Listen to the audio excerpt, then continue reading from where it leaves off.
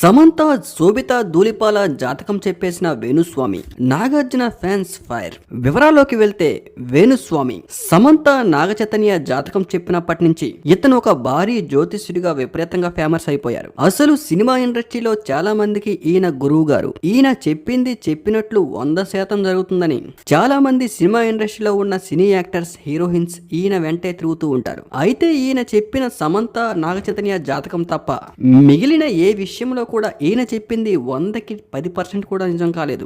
జగన్మోహన్ రెడ్డి ఖచ్చితంగా సీఎం అవుతాడని చెప్పిన వేణుస్వామి తరువాత అవుతాడనుకున్నాం, అవ్వలేదు, ఏం చేస్తామంటూ ప్లేట్ ఫిరాయించేశారు.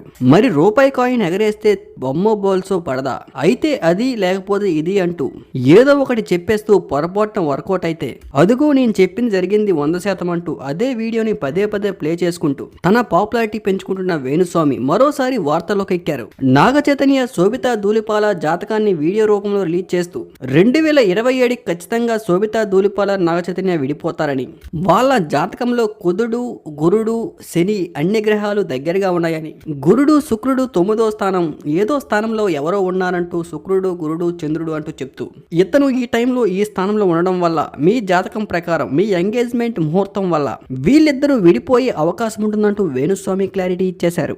అయితే సమంత నాగచైతన్య విషయంలో వేణుస్వామి చెప్పింది 100కు 100% జరిగింది. మరి వీళ్ళ విషయంలో కూడా ఇదే రిపీట్ అవుతుందా?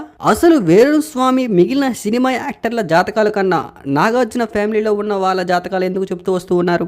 ఎందుకంటే సమంత నాగచైతన్య జాతకం వల్లే వేణుస్వామి ఫేమస్ అయ్యారు కనుక.